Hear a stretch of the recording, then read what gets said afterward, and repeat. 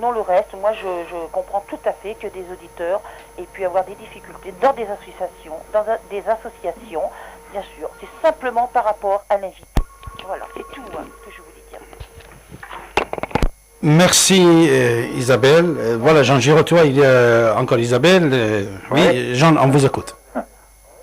Oui, moi, je pense que les personnes qui ont des difficultés comme ça, et qui en font état, elles ont aussi un degré de liberté et de choisir, de s'assurer qu'elles vont vers des structures qui ont une certaine garantie. Voilà. Je pense qu'il ne faut pas s'enferrer dans des structures dont on ne peut pas tirer, disons, avec qualité les services que l'on attend d'elles. Voilà. Si on ne peut pas le faire, de toute façon, tu n'es pas là pour défendre toutes les associations non plus, Jean Giraud. Voilà, il est là de parler de son association. Moustapha, bonjour Moustapha. Oui, bonsoir. Bonsoir. Oui, nous sommes avec Jean Giraud, président de l'association SEA. On passerait pour aider le chemin. On vous écoute, Moustapha. Sur le principe, effectivement, c'est très c'est positif, ce type d'association, évidemment. Maintenant, je voulais juste signaler une chose, c'est que c'est toutes les personnes qui sont intervenues et qui manifestement sont très en colère, ont leur colère qui est tout à fait légitime. La petite erreur, à mon avis, qu'elles commettent justement à cause de cette colère, c'est de s'en prendre à M. Giraud. Je ne pense pas que leur adversaire soit M. Giraud. Ce serait même plutôt un allié plutôt qu'un adversaire. Comme disait l'autre, il ne faut pas se tromper de colère. Il faut plutôt orienter ça vers les personnes qui sont réellement responsables de ça. M. Giraud, lui, il a une autre mission qui s'est fixée. Bon, voilà, c'est d'aider effectivement les personnes qui sont dans un besoin très très fort, mais moi, voilà, évitons de nous tromper d'adversaire, quoi. Voilà, exactement. Ça me semble extrêmement préjudiciable et ça va certainement pas faire évoluer les choses du côté positif. Bravo. On va plus regarder effectivement ce qui se passe sur le fait qu'on rabote tous les budgets sociaux, par exemple. Voilà, c'est qu'un début. Voilà, faut être un petit peu conscient. En même temps, quand je suis en colère moi-même, mon jugement, s'il peut exister, il est évidemment obscurci. Voilà. Les personnes qui sont intervenues à l'antenne, pour l'instant, elles sont toutes du même côté. Elles sont toutes je vais le dire comme ça, dans le même camp. Faut pas se tromper d'adversaire. Là, si vous acceptez de travailler tout simplement ensemble, là, vous pouvez effectivement faire bouger les choses de façon très très forte. Là, en vous opposant, vous opposez en fait, alors que vous êtes dans le même camp, c'est faire le jeu de l'adversaire. Pas d'erreur, très joli. On est dans une lutte sociale, il n'y a pas la peine de tourner autour du pot, c'est de ça dont il s'agit. C'est celui qui aura la plus grosse part de gâteau, quoi. Voilà. Monsieur Giraud, je ne crois pas sur ce qu'il a dit. De toute façon, si c'était réellement, parce que les sous-entendus, c'était un peu ça, on avait un peu peur que ce soit un escroc, il ne viendrait pas à l'antenne. Ce serait absurde. Ce sont ceux qui refuseraient de venir à l'antenne, effectivement, c'est sur eux qu'il faudrait peut-être se poser des questions, en évitant autant que possible, même si c'est très difficile, la colère. C'est certain. Non, mais ce qui ne m'empêchera pas de poser des questions légèrement critiques et un peu ironiques, à M. Giraud, s'il le veut bien. Oui, vous pouvez. Oui. Dites-moi. Mais j'apprécie ce que vous venez de dire. Oui, non, mais j'essaie. Je suis pas en colère en ce moment. Voilà, c'est pour ça. Si j'étais en colère, c'est peut-être un autre discours. Non, mais voilà, c'est clair que sur ce que vous avez dit, la façon dont vous présentez les choses, bon, je vais le dire comme ça, à nouveau, on est dans le même camp. Point. Donc ma question c'est... Pardon Moustapha, si tu permets, je vais prendre 2 secondes aussi. Christine, bonjour. Bonsoir. Bonsoir Monsieur Giraud, c'est ça votre nom? Oui. Excusez-moi. Jean Giraud. Alors moi, votre émission m'intéresse. Je rappelle que David Abachi choisit toujours de très bons invités et toujours passionnants. Et je me permets de faire une remarque, David. Je suis très choquée de la façon dont certains auditeurs s'expriment et se mettent en colère contre Monsieur Giraud. Je ne comprends pas. Ça me choque, je ne comprends pas cette grossièreté et cette agressivité. J'ai moi-même travaillé bénévolement dans une association, dans le cadre de l'UNESCO, pour donner des cours d'alphabétisation, je la cite, vous la connaissez. Et c'est pas parce qu'on a eu une mauvaise expérience qu'il faut se permettre de généraliser, comme le font certains auditeurs, tous pourris, tous nuls, parce que je trouve cela extrêmement choquant. Les associations sont utiles et nécessaires, et elles comblent certaines failles du système social. Et ce que vous faites concernant le problème du chômage, je trouve cela remarquable. Et je ne comprends pas l'agressivité du précédent auditeur qui vous rendait responsable de tous les mots qu'il avait rencontrés. C'était tellement extraordinaire, tous ces mots, que moi-même, ça m'a rendu perplexe. Ben, je vous remercie de ce que vous dites. Non, je vous le dis comme je le pense. Ça va m'encourager à continuer. Pas voulu téléphoner avant pour pas tomber sur lui, mais enfin j'étais concerné. Comme vous l'avez dit, il est dans une problématique autodestructrice. C'est pas possible d'accumuler tous les malheurs du monde comme ça. Et sa colère et sa vulgarité m'ont profondément choqué. Sa grossièreté même. Allô? Surtout qui est... Oui, Moustapha. Surtout qu'il y avait Moustapha, oui. Merci en tout cas pour cette intervention, oui. Oui. Mais non, c'est normal, hein, je vous écoute attentivement, ça m'intéresse, et je trouve que vous faites un travail difficile mais remarquable, parce que c'est sûr, on l'a vu cette semaine, les chiffres du chômage ne cessent de progresser. Il y a une chose dont il faut tenir compte aussi, et dont Philippe n'avait pas l'air d'avoir conscience, hein, c'est que nous sommes tous des bénévoles. Hein. Mais c'est pour ça que je vous appelle, c'est ce que j'ai bien compris, vous êtes tout ça, voilà. Réalisez pas. Oui, et c'est du bénévolat de 12 heures par jour. Mais oui, en plus, donc c'est quand même la moitié de la journée. Voilà, c'est ça. Bon. Et je peux vous poser une question? J'aimerais bien aussi en terminer, moi aussi. Alors, Princesse Christine, reste avec nous. Moustapha, il va poser sa question et après c'est vous. Moustapha, on vous écoute. Merci. Oui, enfin, je vous dire qu'il faut pas non plus aller trop dans la direction opposée, quoi. Ils sont victimes effectivement de leur colère, donc c'est bon, quoi. Prenons sur nous. Voilà, c'est ça. Moi, j'aurais bien aimé que les personnes en fait qui critiquaient ce type d'association viennent un petit peu comme l'a fait Philippe, nous donner les noms de ces associations. Exactement ce qui s'est passé, voir par la suite s'il y a autant de personnes que ça concerne, que eux-mêmes pourraient se rassembler pour faire quelque chose. Voilà, tout simplement. On est dans ce type de système, hein. Il n'y a plus que ça pour avancer. C'est bon, enfin, c'est pas nouveau, hein. C'est l'union fait la force. Donc voilà. S'il y a autant de personnes que ça qui sont concernées par des arnaques de ce type, et qu'elles se rassemblent. Voilà. Bon, maintenant, je voudrais poser une question directement à M. Giraud, s'il veut bien. J'écoute. Un peu plus sur le fond, hein, si je peux me permettre. Êtes-vous sûr de ne pas commettre une erreur? Ah, peut-être. Je ne sais pas. Je me demande si, en fait, ça va être délicat à dire. Non, mais allez-y. Non, mais j'essaie de trouver les mots justes pour éviter... Bon, moi, j'ai des questions à poser aussi. Oui. Allez-y, la question de Princesse Christine. Allez, en attendant que Moustapha va réfléchir. Je voulais savoir, Monsieur Giraud, ça me vient à l'esprit, peut-être l'avez-vous dit précédemment, avant que j'allume la radio. Vous avez une idée du pourcentage de personnes que vous permettez ainsi, par le biais de votre association, de réinsérer, de retrouver un emploi? Oui, bien sûr, j'ai une idée. Alors, le pourcentage, il est évidemment variable en fonction de l'offre d'emploi, c'est-à-dire que vous concevez aisément qu'en 2009-2010, c'est plus difficile qu'auparavant. Donc,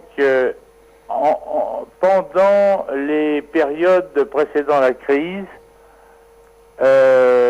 sur 360 salariés que nous avons fait travailler chaque année, il y en a environ 180 qui sortent, et puis 180 qui rentrent chaque année.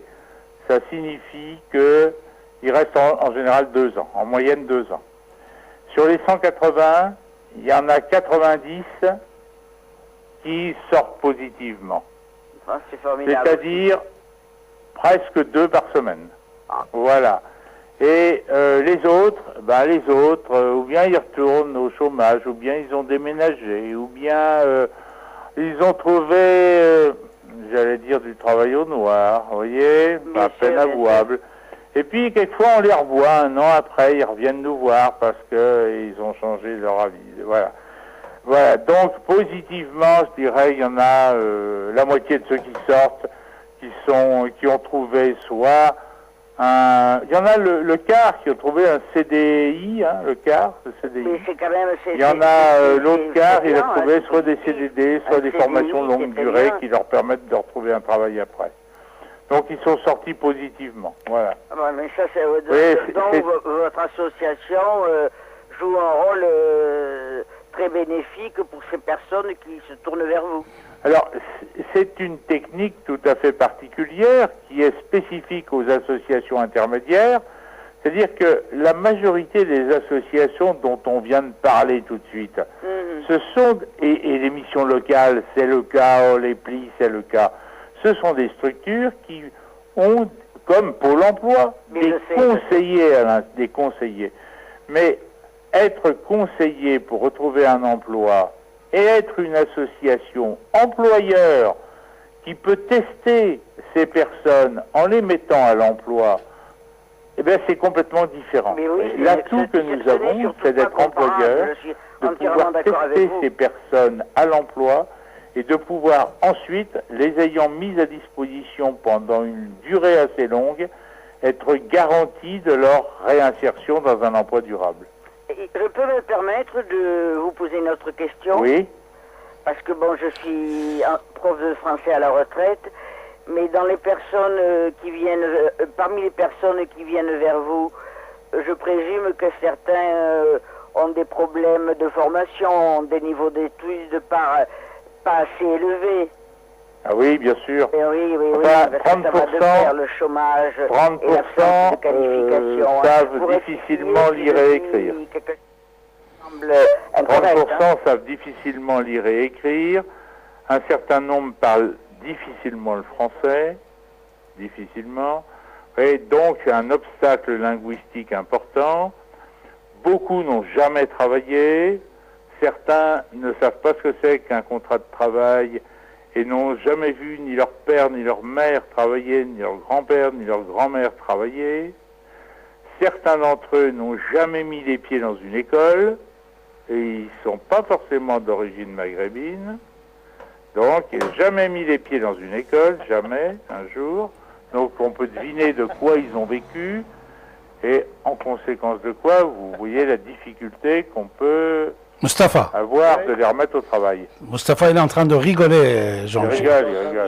Oui, Moustapha, on vous écoute, Moustapha. Il a le droit de rigoler. Oui, je rigole, c'est parce que c'est la remarque par rapport à ce que vous avez faite par rapport... Les maghrébins. Oui, exactement. Ouais. Oui, mais c'était gentil quand même.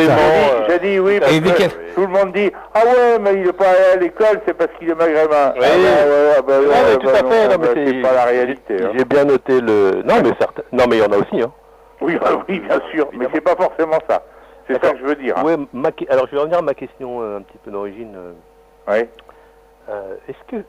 Donc vous avez en fait un accord par la préfecture, vous êtes donc reconnu par l'État, quoi. Oui, bien sûr, oui. D'accord. Est-ce que au final, alors je prends ça en regardant un peu, alors c'est prétentieux, mais en regardant un peu de haut, est-ce que vous ne vous rendez pas un peu complice de ce système? Ah oui, bien sûr, parce que mais oui. Vous avez un bien système sûr, mais complice dans tout. Attendez, je voudrais juste terminer. Vous avez un système qui abat et qui détruit des personnes, et vous êtes là un petit peu pour les... comment dire ça, pour les remettre en état, mais pour repartir un petit peu à nouveau au combat. Est-ce que c'est pas... Bon, alors évidemment, par rapport au réel, c'est un peu facile de présenter ça comme ça, mais est-ce que vous... Enfin, voilà, c'est la question que je voulais vous poser. Est-ce que vous posez pas des questions sur ce sujet-là également? Je peux répondre? Oui, Christine. Voilà, Princesse Christine va vous répondre, Moustapha. Allez-y. Alors, moi, je trouve incroyable votre question, Moustapha, parce que quand déjà on ne sait ni lire ni écrire, on est un exclu de la vie, un exclu du monde du travail, et quand vous voyez d'où partent les personnes qui se tournent vers l'association de M. Giraud, je ne comprends pas que vous vous permettez de lui dire qu'il est complice de l'État.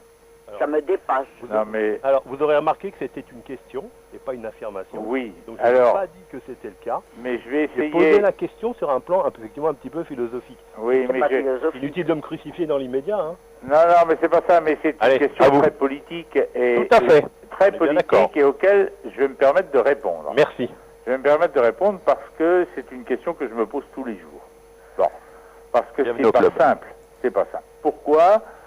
C'est vrai que on voit quelles sont les conditions de travail dans les entreprises, dans beaucoup d'entreprises de France, hein, pour ne parler que d'elles, hein, et on voit aussi comment un bon nombre de salariés sont de fait dans une exploitation collective bien reconnue. Bon. Ceci dit, alors si je me pose simplement la question de savoir ce que je fais au nom du service public pour les intégrer vers un système que par ailleurs je condamne, eh bien effectivement ça me pose un problème de conscience majeur.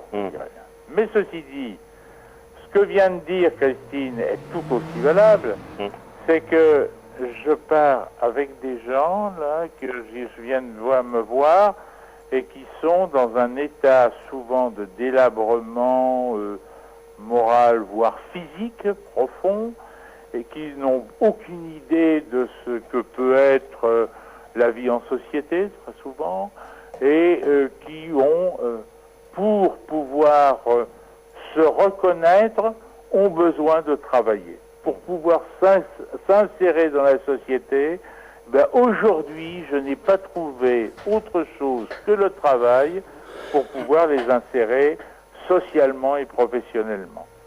Alors, par contre, la manière dont nous travaillons s'inscrit dans l'économie sociale et solidaire, c'est-à-dire que la priorité, c'est pas l'entreprise, mais c'est le salarié. C'est pas au salarié à s'adapter à l'entreprise, mais c'est à l'entreprise à s'adapter à la personne salariée. Et nos salariés sont les sujets premiers de nos préoccupations. Bien sûr.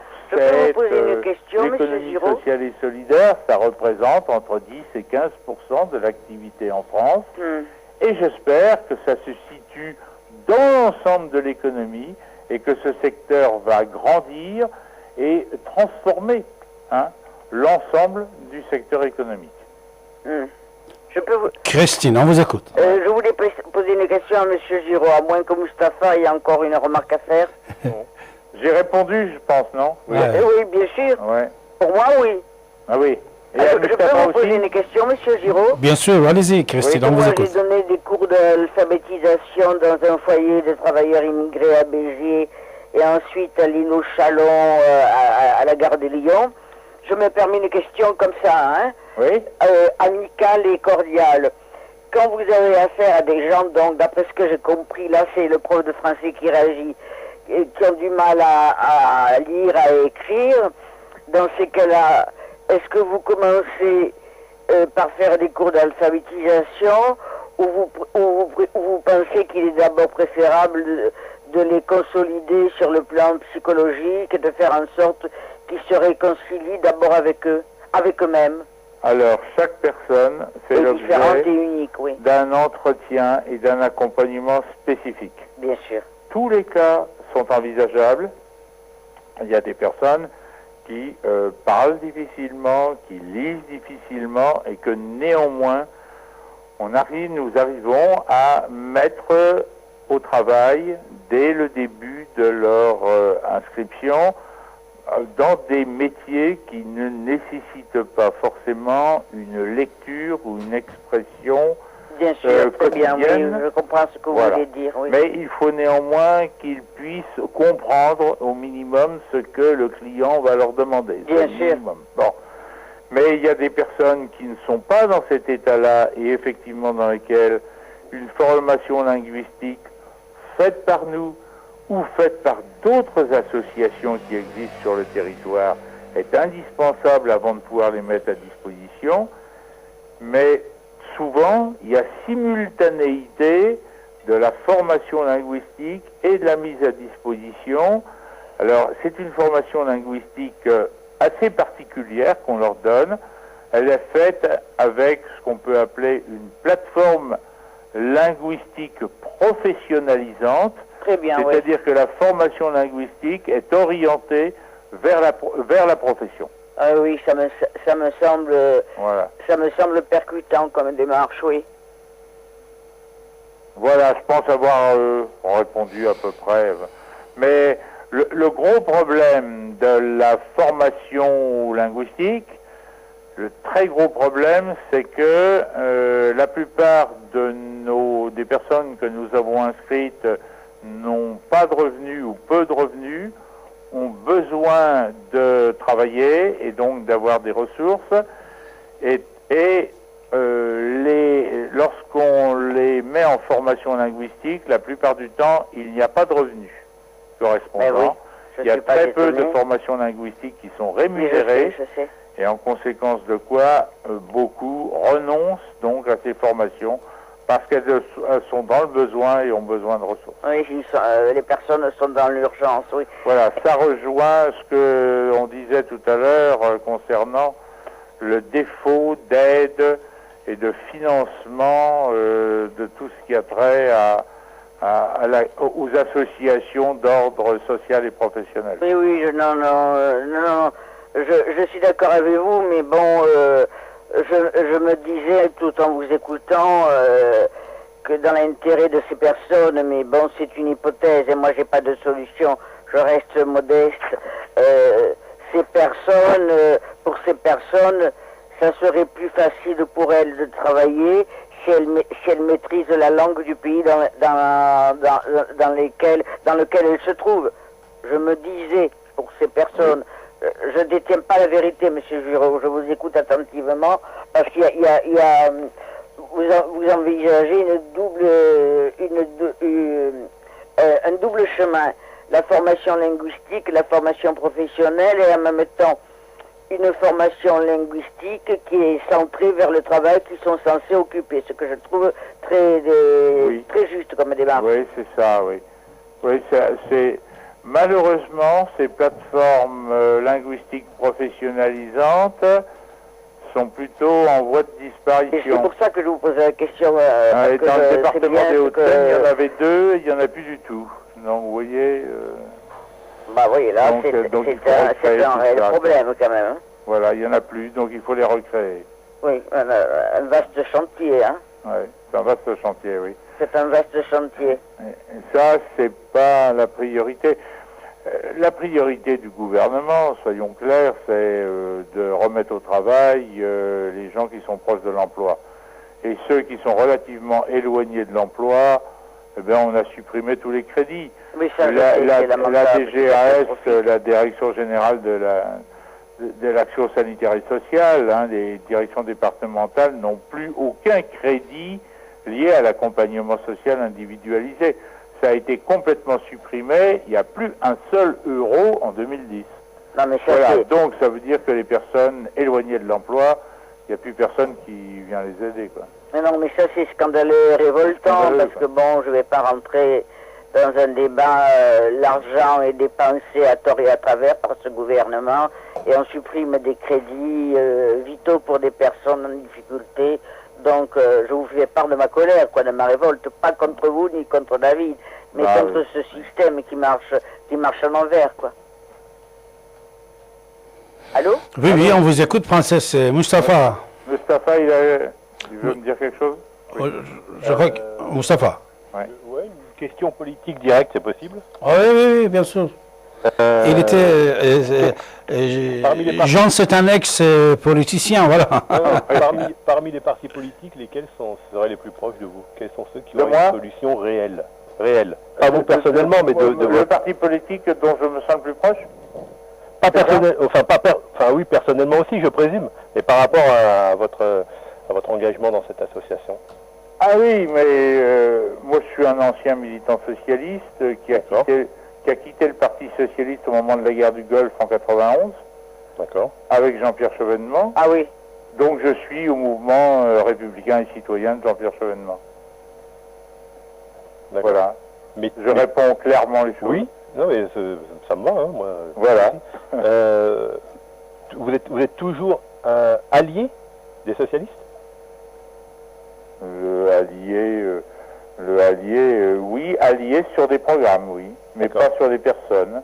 Oui, oui. C'est-à-dire que quand, par exemple, oui, quand il y a des candidats socialistes, comme, par exemple, quand Ségolène Royal a présenté sa candidature au présidentiel, elle a passé un accord avec le mouvement des citoyens, et sur cet accord politique, j'entends, on était d'accord sur le contenu du programme politique qu'elle présentait, parce qu'on avait passé un accord ensemble. Si c'est pas un accord avec les socialistes ou avec tel candidat socialiste, non, ce sont des accords programmatiques. D'accord. Voilà. C'est pas avec des personnes, c'est avec des programmes. Voilà. Sur des programmes. Et je peux vous poser une question avant d'être coupé. Et David, tu peux me le dire quand je vais être coupé? D'accord, allez-y, on vous écoute. Et je rappellerai un peu. Non, vous avez environ 5 minutes encore, allez, 4-5 minutes. D'accord, c'est une... Je voulais vous poser une question parce que moi aussi je suis de gauche et parfois dépité. Et donc je voulais vous demander, Monsieur Giraud, pour y voir plus clair, est-ce que vous constatez que les municipalités ou les départements, quand ils sont à gauche, entre guillemets, sont plus généreux que les municipalités ou les conseils régionaux de droite où il n'y a plus de différence? Ah, là, c'est une question pertinente, ça. Mais oui, parce que je me la pose tout en vous écoutant et en parlant avec vous. Et je vais y répondre sans généraliser. Bien sûr, j'entends bien, bien sûr, je vous en prie. Parler simplement de mon expérience, si vous voulez, de l'expérience que j'ai avec les élus locaux. Bon. Voilà, avec les élus locaux. Les élus locaux, région, conseil général et municipalité. Alors, en général, les relations avec les élus de gauche ne sont pas les mêmes qu'avec les élus de droite. Bon, les relations ne sont pas les mêmes du tout. Et si vous voulez convaincre un élu de gauche d'être un acteur déterminant de votre action, c'est pas le même discours qu'il faut lui tenir que si c'est un élu de droite. Voilà. Bon, déjà, ça c'est... Alors, ceci dit, c'est plus facile avec les élus de gauche, mais il faut aussi les convaincre. Et la conviction n'est pas gagnée d'avance. Elle n'est pas gagnée d'avance. Et en plus, j'ajouterais que si la mairie elle est communiste ou si elle est socialiste, ça change tout à fait le même discours qu'il faut tenir. Mais oui, je ne suis même pas étonné. En plus. Alors, si c'est une mairie de droite, eh bien, vous avez un peu plus de travail, un peu plus de conviction. Il faut prendre le problème un peu autrement. Je viens de passer un marché avec la mairie de Courbevoie, récemment, tout récemment, mais après des années de travail. Voilà. C'est plus facile avec la mairie de Nanterre ou avec des mairies de gauche, c'est plus facile. Voilà, je veux dire. Par contre, alors dès que vous atteignez le conseil général ou le conseil régional, ceux qui connaissent le conseil général des Hauts-de-Seine savent toutes les difficultés qu'on peut avoir avec les élus majoritaires de ce conseil général. Là, c'est assez difficile. Par contre, aujourd'hui, le travail que nous avons mené vis-à-vis du conseil régional d'Île-de-France, il a largement porté ses fruits, mais ça a été long aussi, ça a duré des années. Et au bout des années, on est arrivé à convaincre les élus que l'insertion par l'activité économique et l'économie sociale et solidaire, ça méritait d'être aidé pour faire sortir un certain nombre de personnes des difficultés majeures et puis surtout éviter la rupture sociale dont d'aucuns parlaient jadis. Voilà. Je me suis permis de vous poser cette question parce que moi, en tant qu'enseignante, j'avais noté les différences entre, comment dirais-je, un maire de gauche et un maire de droite. Ah bah oui, ça c'est sûr. Et c'est pour ça que je me suis permis de vous la poser par rapport à votre expérience et